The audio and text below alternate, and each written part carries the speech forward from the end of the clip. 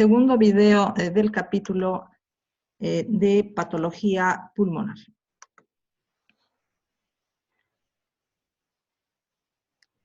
Continúa el capítulo con bronquiectasias. ¿Cuál es la definición de bronquiectasias? Dilatación permanente de bronquios. En cuanto a dilatación permanente, se tiene que tener en cuenta que en algunos casos hay dilataciones de los bronquios que son transitorias, como ocurre después de bronconeumonías bacterianas y virales, pero como son transitorias, a pesar de ser dilataciones bronquiales, no se les considera bronquiectasias, que tienen que ser dilataciones permanentes. ¿Cuáles son los factores que predisponen a las bronquiectasias?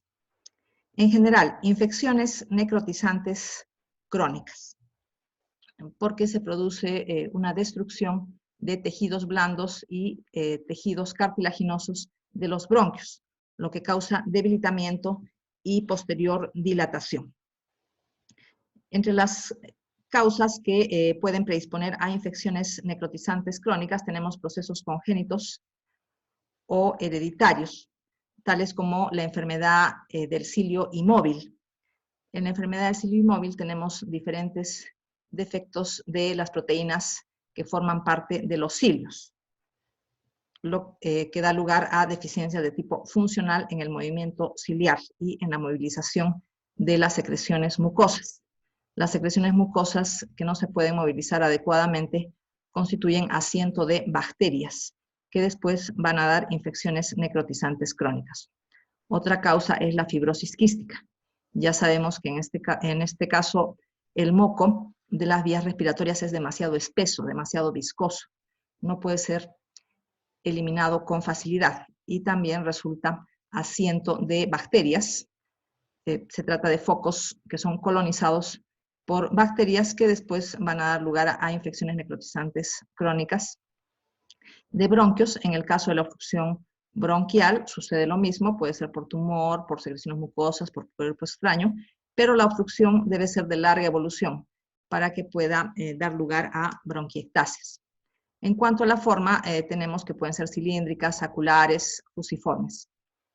El parénquima pulmonar adyacente a la bronquiectasia experimenta también un proceso inflamatorio con fibrosis, o sea, se extiende el proceso inflamatorio y la fibrosis al parénquima adyacente. Tenemos entonces el caso de la bronquiolitis obliterante, una fibrosis alrededor de bronquiolos tan severa que causa obstrucción, fibrosis peribronquiolar, que forma parte del proceso previo a la bronquiolitis obliterante, metaplasia escamosa del epitelio respiratorio y destrucción de bronquiolos. En cuanto al cuadro clínico, se tiene tos con expectoración maloliente. El mal olor es debido a las infecciones bacterianas sobreagregadas. Tos con expectoración maloliente cuando el paciente se levanta, o sea, por las mañanas. Sin embargo, cambios de posición en general van a dar lugar a tos con expectoración. Tenemos también el riesgo de sangrado, o sea, hemoptisis. Complicaciones, septicemia, porque se trata de una infección bacteriana persistente y estas bacterias pueden pasar a la sangre, dando lugar a septicemia. Absceso cerebral, que es una complicación de la septicemia, hemoptisis, que ya se ha mencionado, dilatación de vasos, destrucción de paredes de vasos, que forman parte de las paredes de las vías respiratorias, amiloidosis, porque en las bronquiectasias hay un proceso inflamatorio de bronquios de larga evolución, cor pulmonar debido a hipertensión pulmonar. Fotografía donde se ve las bronquiectasias como orificios de lumen aumentado, pero muy cerca a la pleura, cosa que no es normal. Las aberturas de los bronquiolos o los lúmenes de los bronquiolos en cortes transversales solamente se pueden ver cerca al ilio, pero no tan cerca a la pleura. Los bronquios con dilatación irreversible se llenan de secreciones mucosas y hay una infección necrotizante sobreagregada. Aquí se puede ver el trayecto de los bronquios. Se puede seguir el trayecto de los bronquios con las dilataciones irregulares.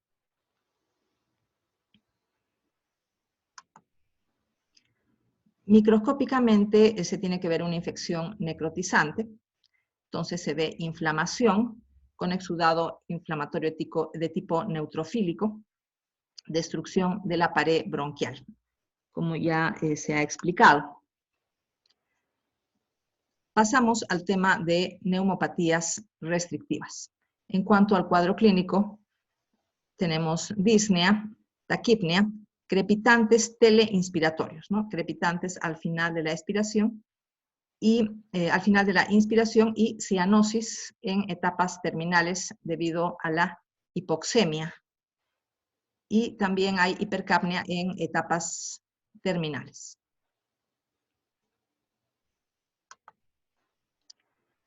Características funcionales de las neumopatías restrictivas.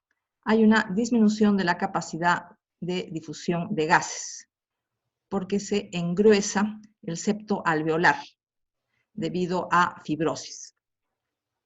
Disminución del volumen pulmonar, o sea, hay una disminución de la capacidad vital, también por la fibrosis, y una pérdida de distensibilidad del parénquima pulmonar. Tenemos que el flujo expiratorio forzado al primer segundo está disminuido, pero también la capacidad vital forzada. Se tiene que comparar esta característica de la espirometría con la enfermedad pulmonar obstructiva crónica, en la cual también hay una disminución del flujo expiratorio forzado al primer segundo, pero la capacidad vital forzada es normal, una diferencia funcional que se puede detectar mediante la espirometría. Se tiene que tener en cuenta, por lo tanto, la importancia de la fibrosis en la neumopatía restrictiva. Las neumopatías restrictivas en etapas terminales. Se produce una distorsión de la arquitectura creándose espacios aéreos grandes que se denominan quistes, y la presencia de abundantes quistes en el pulmón rodeados de paredes fibrosas se denomina pulmón en panal de abejas. Otra complicación es hipertensión pulmonar con insuficiencia cardíaca derecha, es decir, un cor pulmonar crónico. Tipos de neumopatías restrictivas. Vamos a ver ejemplos de cada tipo: fibrosantes, granulomatosas, eosinofílicas relacionadas con el tabaco, y otras formas raras tales como la proteinosis alveolar pulmonar. Primero, neumopatías restrictivas fibrosantes. Ejemplos: neumopatía intersticial usual, neumopatía intersticial inespecífica. Estas dos son las más frecuentes. Son similares macroscópicamente y microscópicamente. La diferencia básica es que en la neumonía intersticial usual el compromiso es diverso. O sea, podemos ver en el mismo pulmón zonas que están muy comprometidas, prácticamente en estadio terminal, con pulmón en panal de abejas, otras zonas con un compromiso de mediana intensidad y otras zonas que pueden ser normales.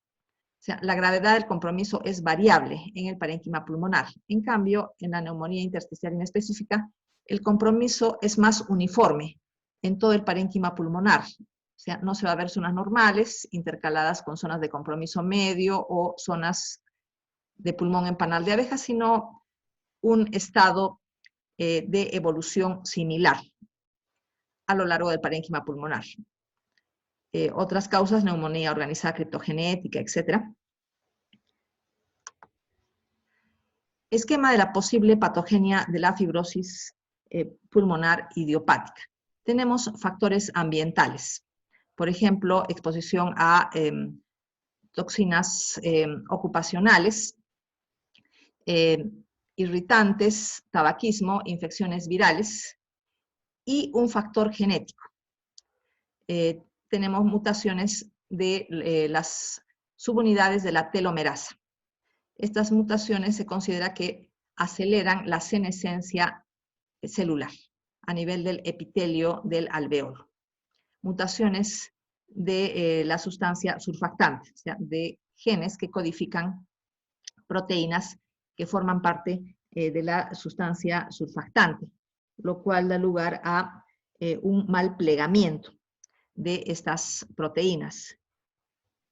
y esto además hace que las células del alveolo pulmonar sean más sensibles a diferentes efectos tóxicos. Lo mismo pasa con el caso de la mucina secretada por las glándulas mucosas. Tenemos una variante, que es la mucina 5B, que hace que las células del epitelio alveolar sean más sensibles al daño ambiental. Hay, por lo tanto, inicialmente un proceso de daño a las células del epitelio alveolar. Este daño de las células del epitelio alveolar es sensado por los macrófagos alveolares, que pueden secretar citoquinas fibrogénicas y mediadores de la inflamación. Las células del epitelio alveolar dañadas también pueden secretar mediadores de la inflamación. Entonces se tiene un proceso inflamatorio inicial que se acompaña de secreción de gran cantidad de citoquinas fibrogénicas, tales como el factor de crecimiento transformante beta. No es la única, tenemos también factor de crecimiento derivado de plaquetas. Hay una señalización anormal intracelular por parte del fibroblasto, y esto da lugar a proliferación fibroblástica, producción de colágeno y fibrosis final. De todas maneras, siempre hay un proceso inflamatorio al inicio, aunque lo más llamativo es la fibrosis.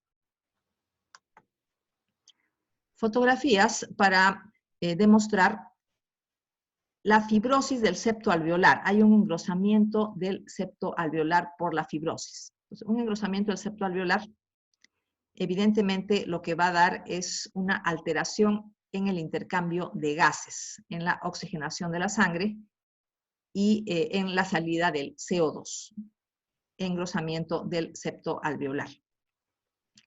Tenemos también focos de fibrosis. La fibrosis puede dar lugar a focos tan grandes que dan la impresión de ser cicatrices. Y la destrucción del parénquima pulmonar termina en cavidades grandes, mucho más grandes que los alveolos. Son tan grandes que se les denomina quistes. La fibrosis tiene intensidad variable en la neumonía intersticial usual. Hemos mencionado, esta es una diferencia con la neumonía intersticial inespecífica. Y aquí se ve la pleura con la fibrosis, también hay células inflamatorias en la región subpleural. Se observa aquí cavidades grandes en el parénquima pulmonar, mucho más grandes que los alveolos, pueden estar revestidos por epitelio respiratorio, por epitelio cúbico también. Se ve la fibrosis, se ven las células inflamatorias.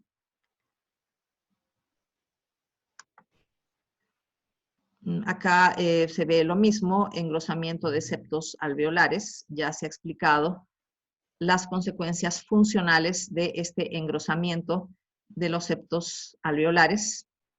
Focos fibroblásticos tan grandes que dan la impresión de ser cicatrices.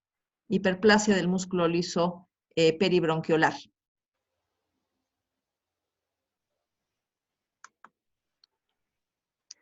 Se puede ver en esa fotografía un compromiso en parches. Por ejemplo, tenemos zonas que tienen muy poco compromiso. Aquí se pueden ver los septos alveolares de un grosor prácticamente normal, pero otras zonas muy comprometidas. Una fibrosis de tipo cicatricial. Se ven también signos vasculares de hipertensión. Hay una hipertensión pulmonar en estadios finales. Engrosamiento de la capa media de arterias de diferente calibre.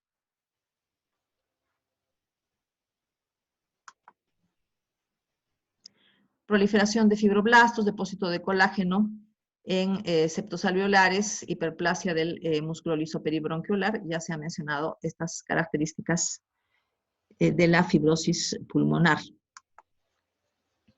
Coloración tricrómica de Mason, el colágeno de los septos alveolares se tiñe de azul. Entonces vemos septos alveolares muy gruesos, esto ya se ha explicado, pero en esta fotografía el colágeno se ve de color azul por la coloración. Aspecto macroscópico del pulmón en panal de abejas. Cavidades de diferente tamaño rodeadas por fibrosis. Estadio final de neumopatías restrictivas en general y de manera particular en las fibrosantes. Lo mismo, cavidades, que son los quistes que ya se han mencionado, rodeadas por fibrosis. Se denomina pulmón en panal de abejas.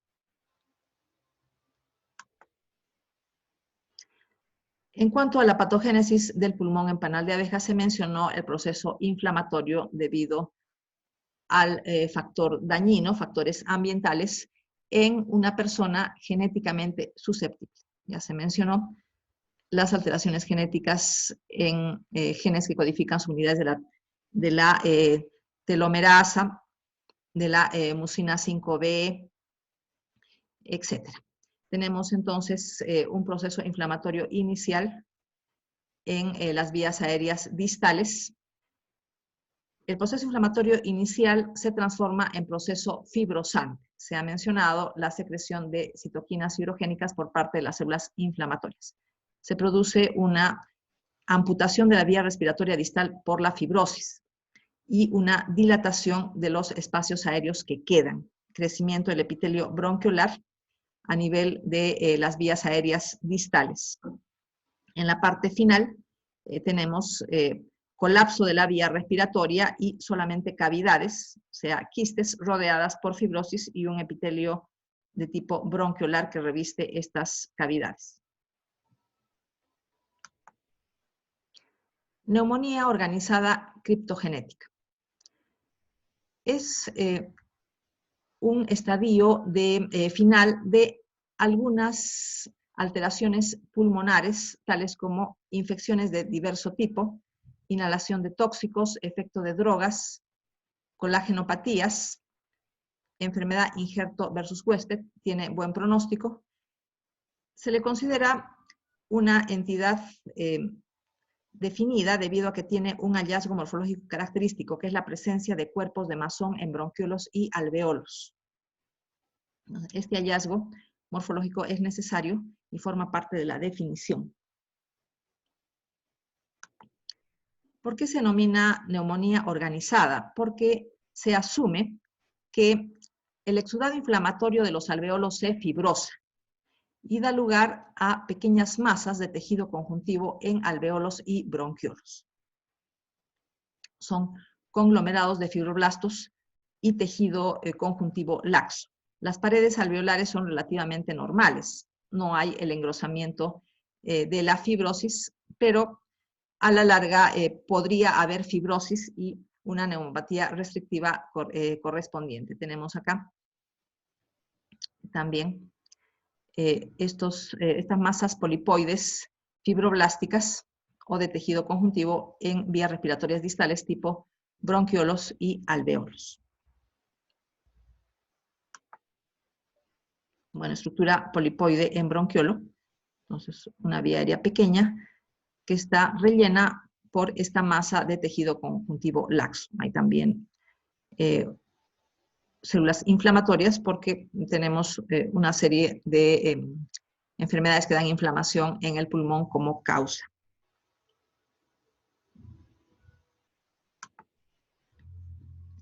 Neumonía intersticial linfoide. Es frecuente en enfermedades autoinmunes. Entonces tenemos septos alveolares engrosados por células inflamatorias tipo linfocito. Da lugar igualmente a una neumopatía restrictiva. Entre las causas tenemos las colagenopatías, tales como síndrome de Sjögren, lupus eritematoso sistémico, artritis reumatoide, alteraciones de las proteínas, tales como la gamopatía policlonal, o sea, mieloma múltiple, macroglobulinemia, hipogamaglobulinemia, anemia perniciosa, inmunodeficiencia, algunas infecciones, trasplante de médula ósea y algunas drogas. Afectación pulmonar en enfermedades autoinmunes. El daño pulmonar puede ser de diverso tipo. Puede tener la forma de neumonía intersticial usual, neumonía intersticial inespecífica, neumonía intersticial linfoide, neumonía organizada criptogenética, que ya se ha mencionado. acompañada de bronquiolitis y pleuritis con derrame. Entre las colagenopatías que pueden dar lugar a este tipo de compromiso pulmonar está la esclerodermia, lupus y artritis reumatoide.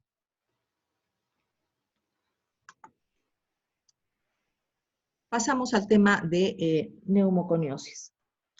En cuanto a la definición de neumoconiosis, se tiene la fibrosis del parénquima pulmonar, sobre todo a nivel de vías aéreas distales. Esta fibrosis da lugar al pulmón en panal de abejas, como cualquier neumopatía restrictiva de tipo fibrosante. Y la causa, evidentemente, es la inhalación de polvos inorgánicos por mucho tiempo.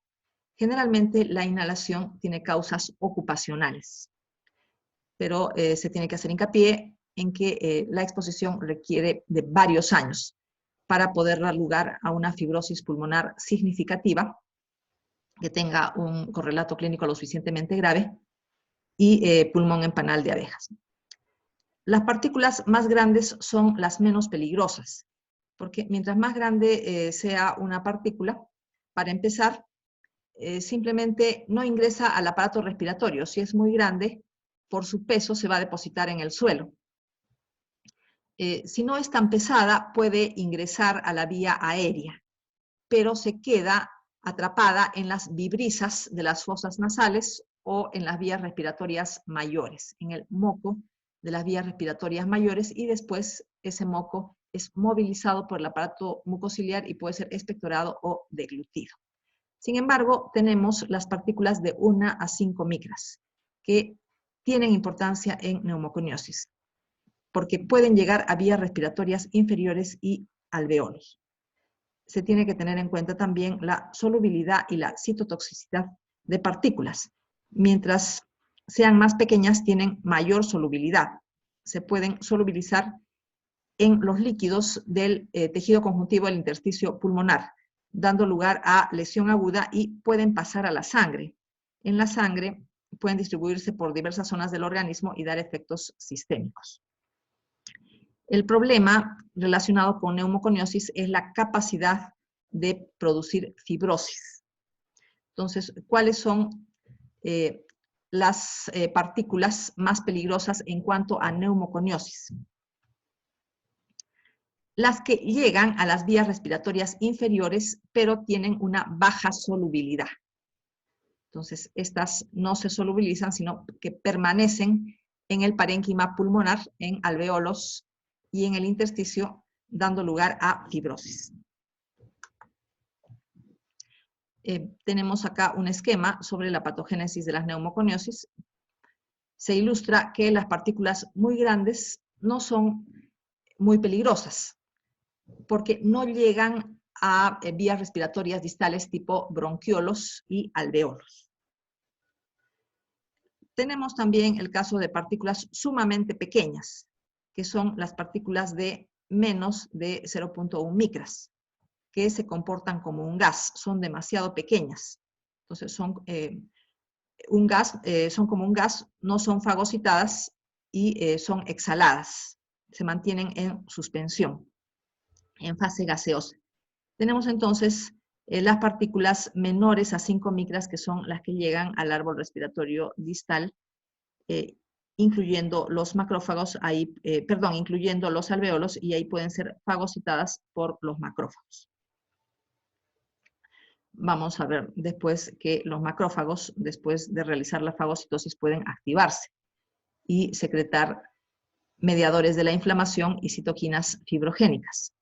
Lo mismo sucede en referencia al contacto de estas partículas con las células alveolares. Puede haber un daño de las células alveolares con secreción de mediadores inflamatorios y citoquinas fibrogénicas.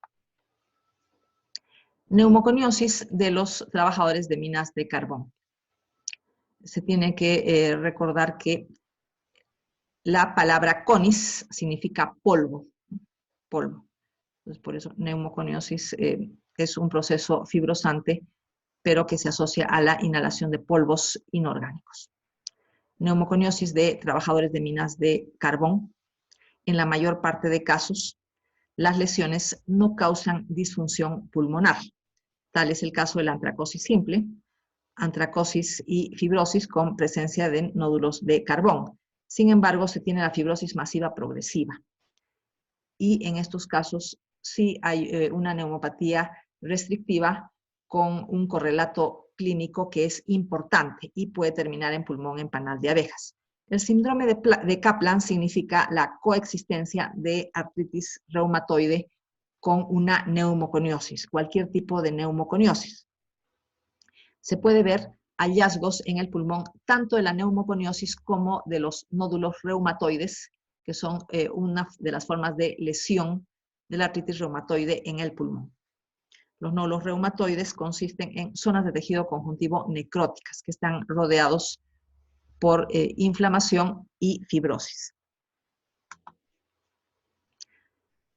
Patogénesis de las neumoconiosis.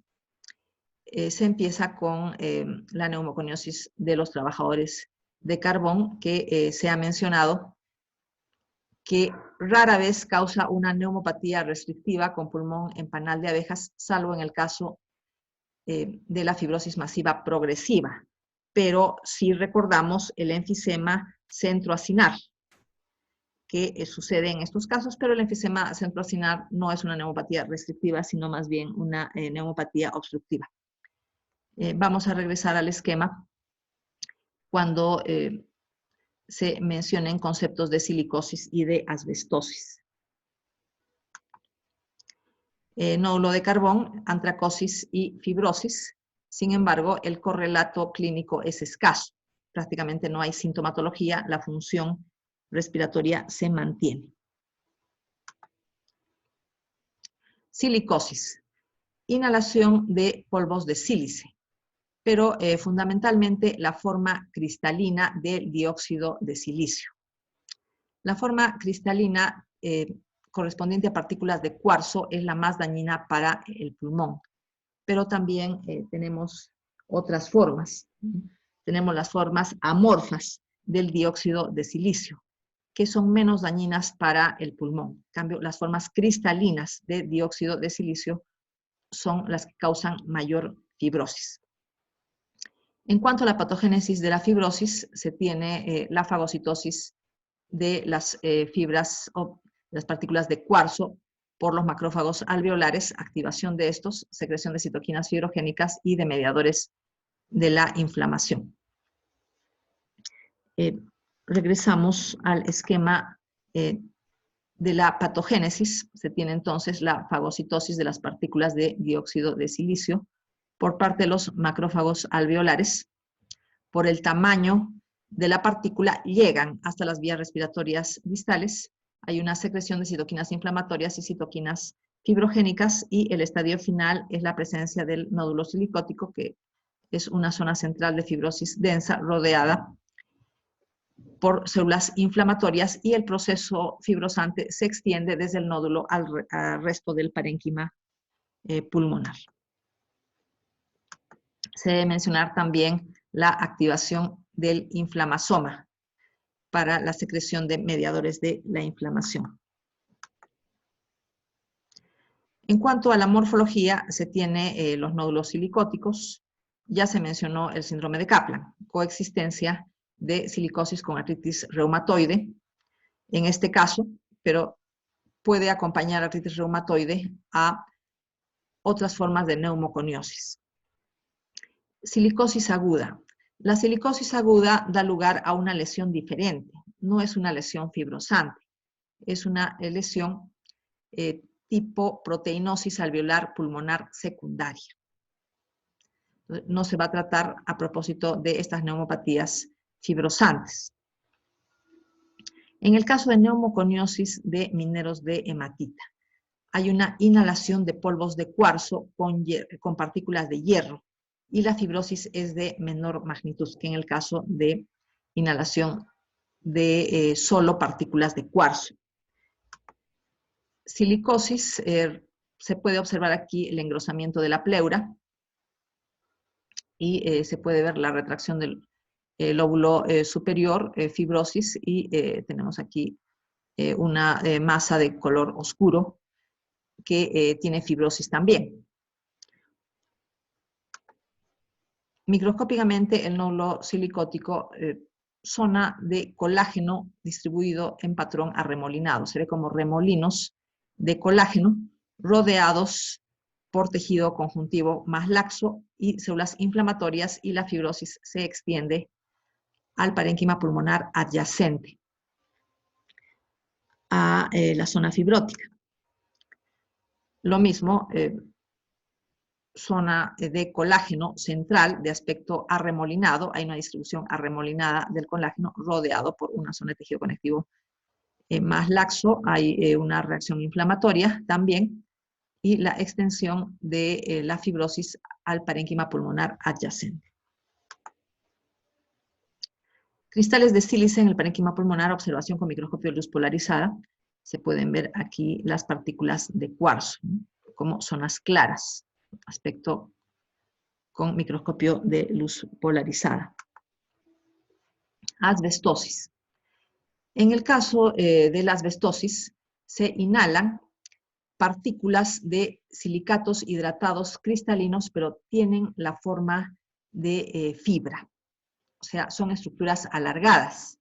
Estas estructuras alargadas pueden tener un aspecto ensortijado, denominándose serpentinas, o pueden tener un aspecto alargado, como agujas, o sea, son fibras largas y delgadas en forma de agujas. Las anfíbolas son mucho más fibrosantes que las serpentinas, pero en realidad los dos tipos de fibras de silicatos hidratados pueden dar lugar a la reacción fibrosante de la asbestosis. En cuanto a la patogénesis, es similar a lo que sucede con la silicosis. Se tiene que estas fibras largas llegan hasta las porciones distales del pulmón.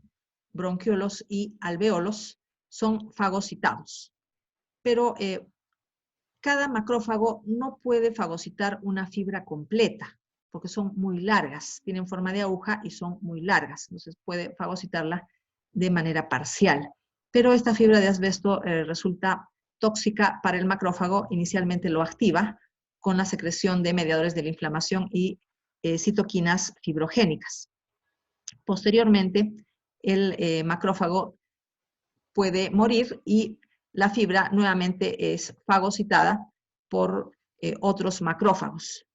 En este proceso de fagocitosis por varios macrófagos, sobre la fibra de asbesto se van depositando proteínas y hierro, dando lugar al cuerpo de asbesto. Entonces, el cuerpo de asbesto no es solamente la fibra de asbesto, es la fibra de asbesto rodeada por proteínas y hierro que proceden del citoplasma de los macrófagos que han intentado fagocitar estas fibras.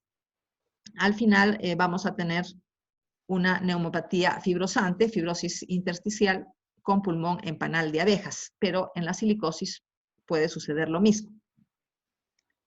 Igualmente hay una activación del inflamasoma durante la fagocitosis de las fibras de asbesto por parte de los macrófagos alveolares.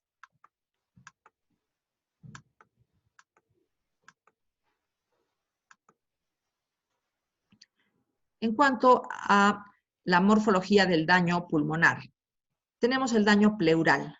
Se forman placas pleurales, o sea, zonas de engrosamiento de la pleura por fibrosis, fibrosis pleural difusa, derrame pleural a repetición.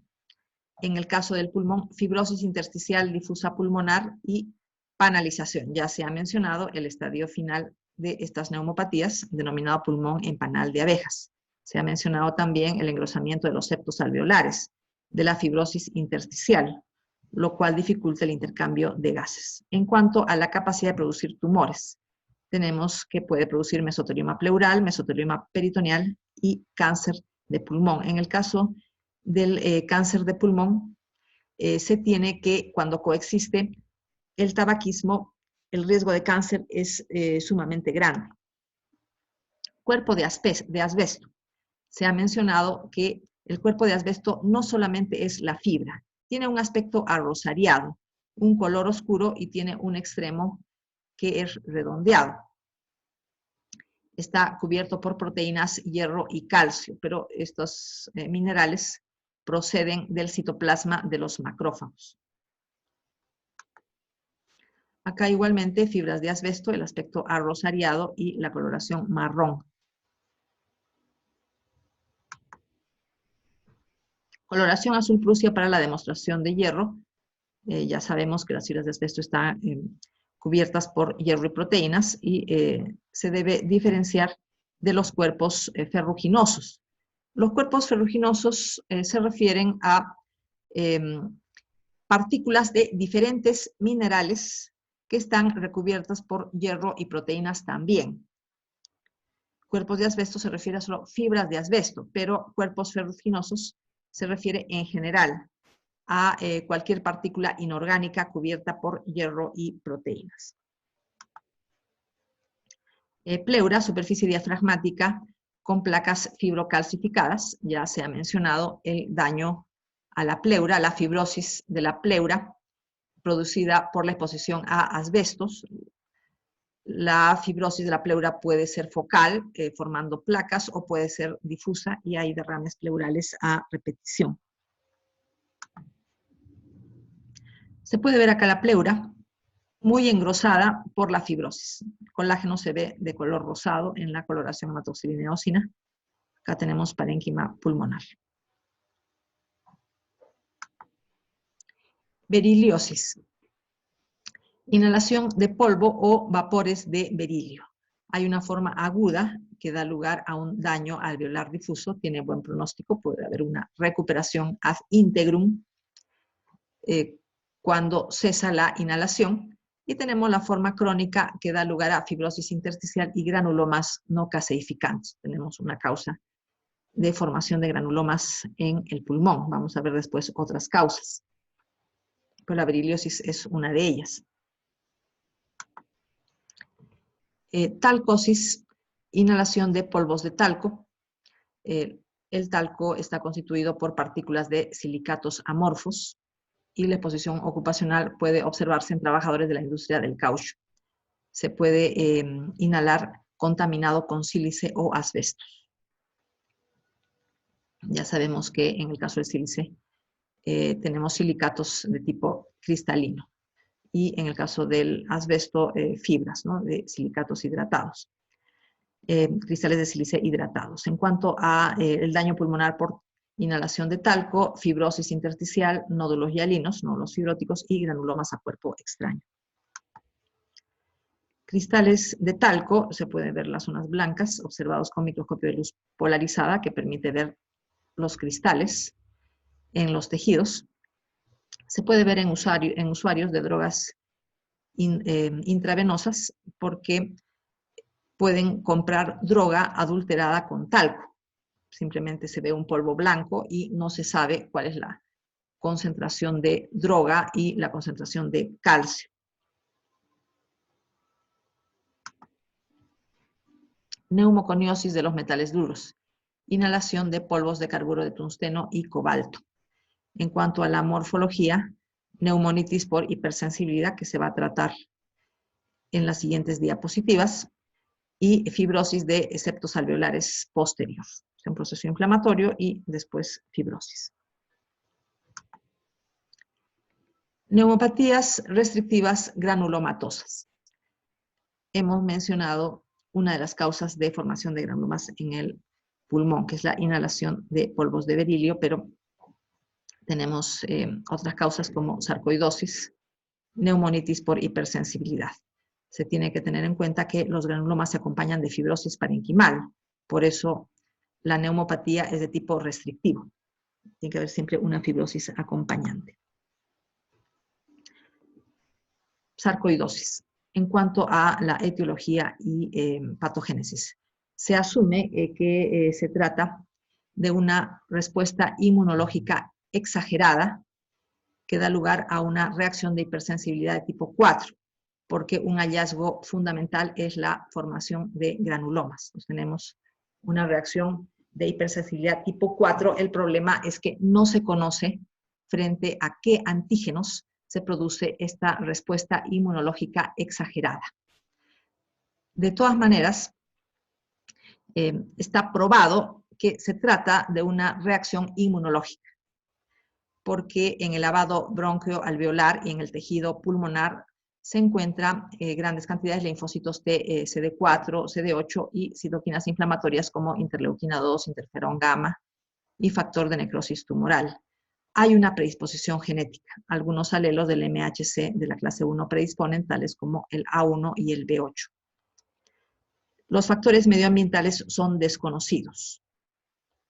Se puede asumir que puede haber un agente infeccioso o algún antígeno ambiental que da lugar a la reacción de hipersensibilidad tipo 4, pero no se sabe cuál es. Esta fotografía nos sirve para demostrar que en la sarcoidosis los tejidos de mayor daño son el pulmón y los ganglios linfáticos, sobre todo los ganglios a nivel del hilio pulmonar, pero no son los únicos tejidos en los cuales hay una reacción exagerada inmunológica con formación de granulomas. Vamos a ver un esquema para ilustrar que tenemos otros tejidos. Lo más frecuente, pulmón y ganglios linfáticos del mediastino y del hilio pulmonar. Pero también se puede afectar la piel de la misma manera, con formación de granulomas y fibrosis.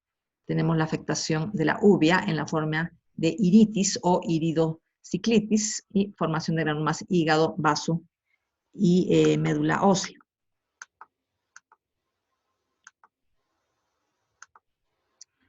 Los granulomas no son necróticos. Tienen muchas células gigantes y hay fibrosis. Esta fibrosis explica la neumopatía restrictiva. Acá tenemos lo mismo, pero esta fotografía nos ayuda a observar la fibrosis de los septos alveolares, engrosamiento de los septos alveolares. Ya se ha explicado cuál es la consecuencia funcional de este engrosamiento de los septos alveolares. Y los granulomas no necróticos, por ejemplo, granulomas de la tuberculosis tienen necrosis gaseosa, granulomas de infecciones por hongos tienen una necrosis de tipo supurativo, pero acá no hay necrosis.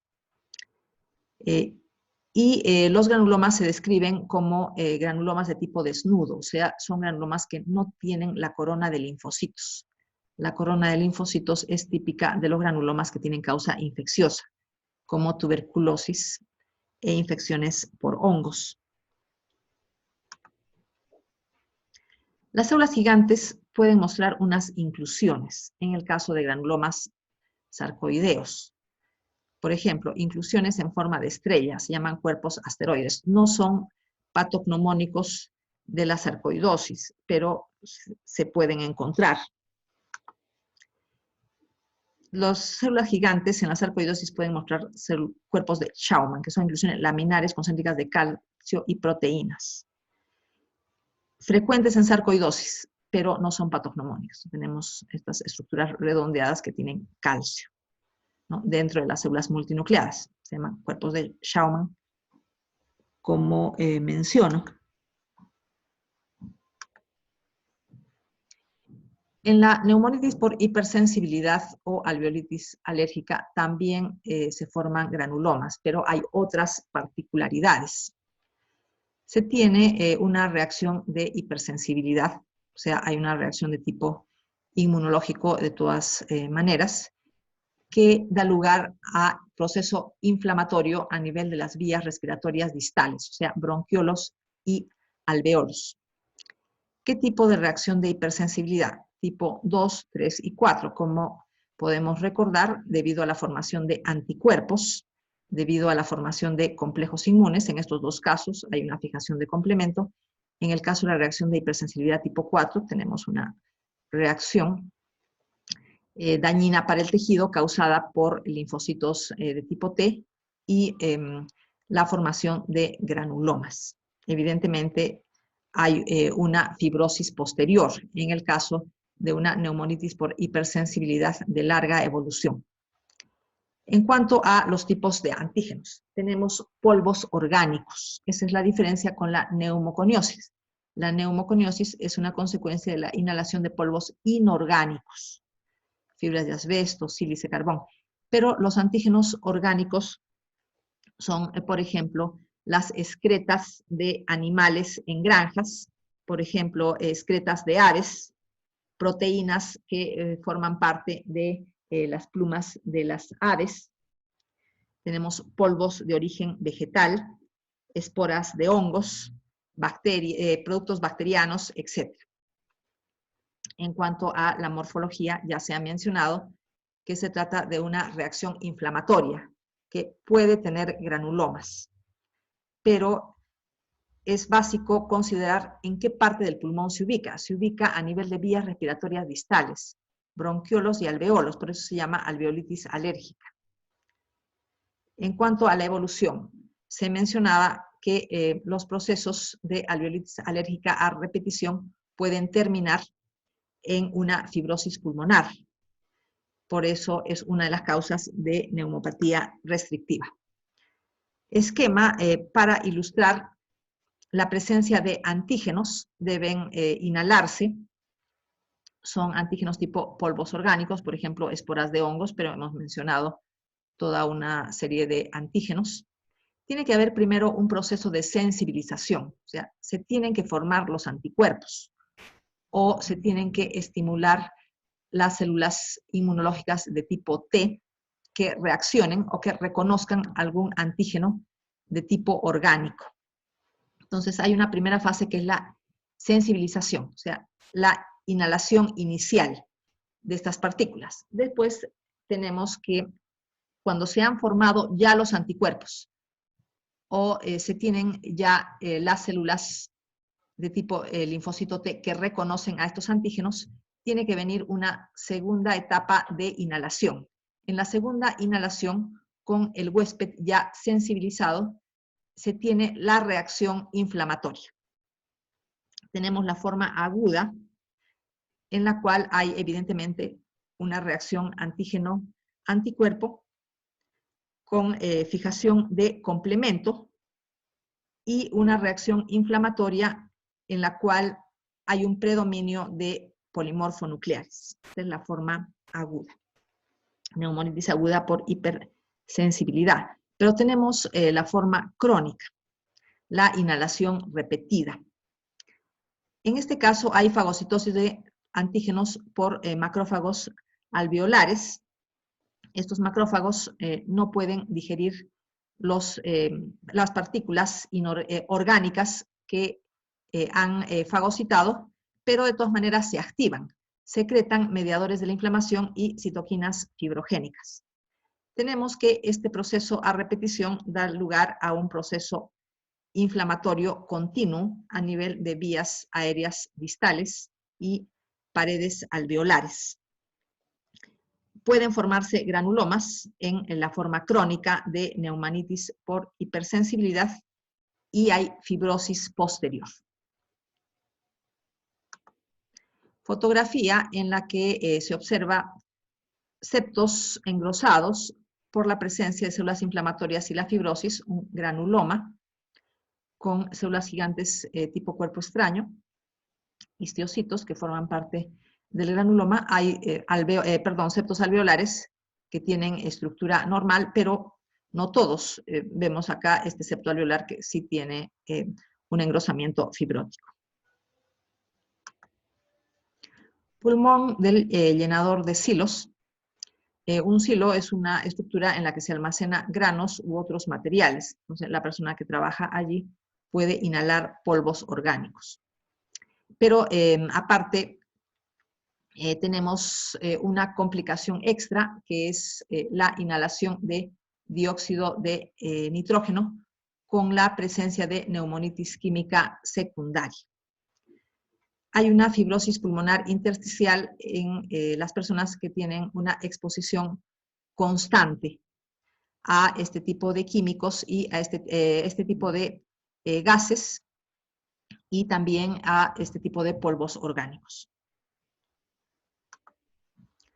Neumopatías restrictivas eosinofílicas. Si se les dice restrictivas, quiere decir que hay un componente fibrótico de todas maneras.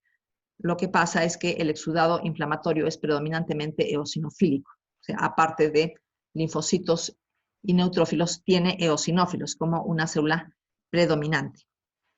Respecto al concepto de neumonía eosinofílica, se tiene un exudado inflamatorio con varios tipos de células inflamatorias, como ya mencioné, pero predomina el eosinófilo. Entonces tenemos que en el alveolo y en los septos alveolares se tienen estas células inflamatorias mencionadas con predominio de eosinófilos. Causas, tenemos infecciones parasitarias, se trata de parásitos que tienen dentro de su ciclo vital un periodo de paso por el pulmón, tales como filarias, ascaris lumbricoides, toxocara canis, también puede ser producido por drogas, nitrofurantoínas, sulfonamidas, complicación de neoplasias malignas como linfomas, cáncer de mama, en el caso de asmáticos, asociadas a aspergilosis pulmonar alérgica, y puede asociarse también a colagenopatías como lupus, artritis reumatoide, esclerosis sistémica y poliarteritis nodosa.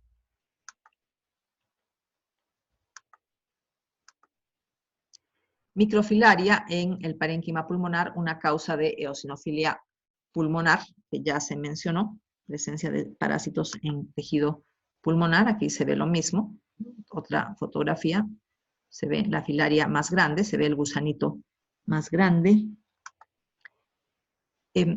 Pasamos a otras neumopatías relacionadas con tabaquismo, porque ya se mencionaron algunas.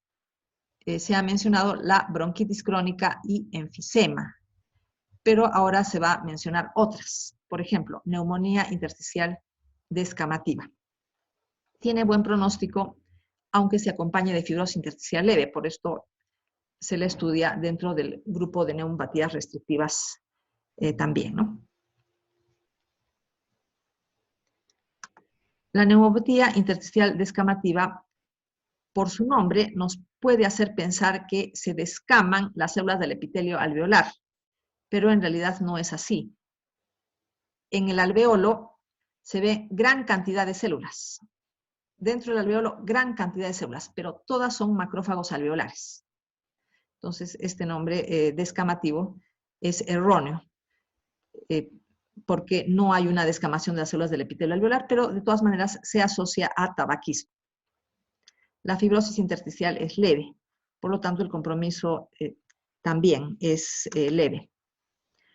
Bronquiolitis respiratoria. También se asocia al tabaquismo, pero afecta vías aéreas pequeñas. Se puede observar un proceso inflamatorio de bronquiolos, pero ese proceso inflamatorio termina en fibrosis. Se puede ver acá también la fibrosis que rodea los bronquiolos. Va a haber una obstrucción funcional igualmente, pero por la fibrosis tenemos un componente de neumopatía restrictiva y la fibrosis puede extenderse a los septos alveolares adyacentes. El enfisema centrolobulillar y la bronquitis crónica igualmente pueden acompañar a esta bronquiolitis, porque en todos estos casos se tiene un factor común que es el tabaquismo. Pasamos al tema de proteinosis alveolar pulmonar. Consiste en la acumulación de surfactante en los alvéolos pulmonares. Normalmente no se debe acumular el surfactante porque todo el surfactante es fagocitado por los macrófagos alveolares cuando estos funcionan bien. Entonces, la acumulación del surfactante es una consecuencia de mala función de los macrófagos alveolares. Puede ser adquirida. En este caso se trata de un trastorno autoinmune. Se forman anticuerpos contra el factor estimulador de colonias granulocito macrófago. Entonces, hay una deficiencia en la maduración de los macrófagos en la médula ósea. Se tiene la forma hereditaria, mutaciones del factor estimulador de colonias granulocito macrófagos o su receptor. Igualmente, la consecuencia va a ser un trastorno funcional de los macrófagos que no pueden fagocitar el surfactante de forma adecuada y se acumula en los alvéolos. Se tiene la forma secundaria. En estos casos hay un deterioro de la función del macrófago alveolar que se asocia a inmunodeficiencias, trastornos hematopoyéticos, ya se mencionó la silicosis aguda, neoplasias malignas, intolerancia a la proteína lisinúrica, que consiste en alteración genética del transporte de aminoácidos. Como se observa microscópicamente, los alvéolos pulmonares están llenos de una sustancia eosinófila, pero no hay un engrosamiento fibroso de los septos alveolares, muy poca inflamación. Sin embargo, de todas maneras, hay una disminución de la distensibilidad del tejido pulmonar, por eso es una neumopatía de tipo restrictivo. En cuanto a acumulación del surfactante por disfunción de esta sustancia, se tienen defectos genéticos, mutaciones de proteínas implicadas en el transporte o la secreción del surfactante, o también proteínas con defectos genéticos, pero proteínas que sí forman parte del surfactante. Se acumula material granular eosinófilo intraalveolar y hay fibrosis intersticial. Tenemos las mutaciones más frecuentes, que es la mutación de la proteína 3 de la subfamilia A de las proteínas con caja de unión al ATP. Si estamos hablando de una proteína con caja de unión al ATP, entonces nosotros rápidamente deducimos que se trata de un transporte activo, una deficiencia de un transportador que requiere energía, o sea, ATP, realiza transporte activo.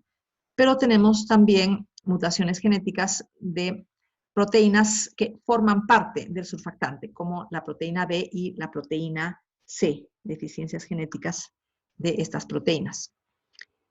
Se ve en algunos casos al microscopio electrónico alteraciones morfológicas del surfactante que se encuentra en los alvéolos. Por ejemplo, es anormal ver estas laminillas concéntricas con un centro oscuro. O sea, normalmente no debe verse este centro oscuro al microscopio electrónico cuando uno observa el surfactante. Tiene que ser todo de esta forma, o sea, solamente como laminillas concéntricas, sin este centro electrodenso.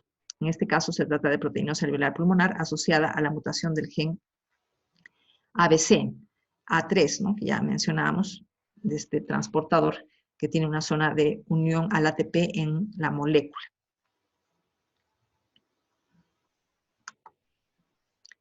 Enfermedades vasculares del pulmón. Se tiene varios tipos, empezando con embolia, hemorragia e infarto, que ya han sido tratados en el capítulo de trastornos hemodinámicos. Se va a repetir algunos conceptos. El origen más frecuente de émbolos alojados en el pulmón, nosotros sabemos muy bien que se trata de venas de la pelvis o venas de miembros inferiores. Es el origen más frecuente. El parénquima pulmonar está protegido del infarto por la circulación doble procedente de la aorta, por arterias bronquiales por un lado y por la arteria pulmonar por otro lado. De todas maneras, eso no evita que en algunos casos sí se produzca un infarto pulmonar como consecuencia de la embolia, cuando las dos circulaciones están alteradas. Los infartos pulmonares generalmente son hemorrágicos, antes que isquémicos, debido a que el parénquima pulmonar tiene una estructura esponjosa y blanda.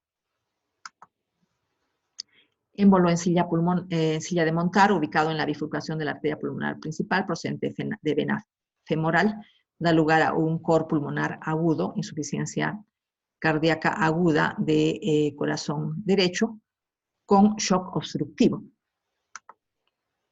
Infarto pulmonar hemorrágico, se tiene una lesión en forma de cuña, al comienzo es hemorrágico, por la estructura esponjosa del parénquima pulmonar, pero después la sangre va siendo fagocitada de manera progresiva por macrófagos y se produce una cicatrización por fibrosis. Aquí se tiene ya la resolución con la zona fibrótica, queda en forma de cuña. Tromboémbolo en vaso pulmonar arterial, aquí se puede ver el trombo, son las de fibrina, que son las que tienen más hematíes, que se ven más rojas, y por este lado se puede ver parénquima pulmonar, ¿no?, con alveolos, septos alveolares. El trombo se puede organizar. O sea, primero es un coágulo sanguíneo, se atasca en algún vaso pulmonar según el diámetro, pero después se fibrosa. Y dentro de ese tejido conjuntivo que se forma, que reemplaza el coágulo sanguíneo, hay vasos. Entonces, por estos vasos puede circular sangre, se denomina recanalización del trombo. Sin embargo, cuando hay muchos trombos en la vasculatura pulmonar, aunque todos se hayan recanalizado y se hayan formado nuevos vasos, de todas maneras hay hipertensión pulmonar. Hay un proceso obstructivo de todas maneras con hipertensión pulmonar que puede dar lugar a un coro pulmonar crónico. Organización del trombo, ya se ha mencionado, fibrosis del trombo con formación de nuevos vasos, y por esos vasos puede volver a circular la sangre. Por este lado se reconoce parénquima pulmonar, septos alveolares, con alvéolos. Finalización del segundo video del capítulo de patología pulmonar.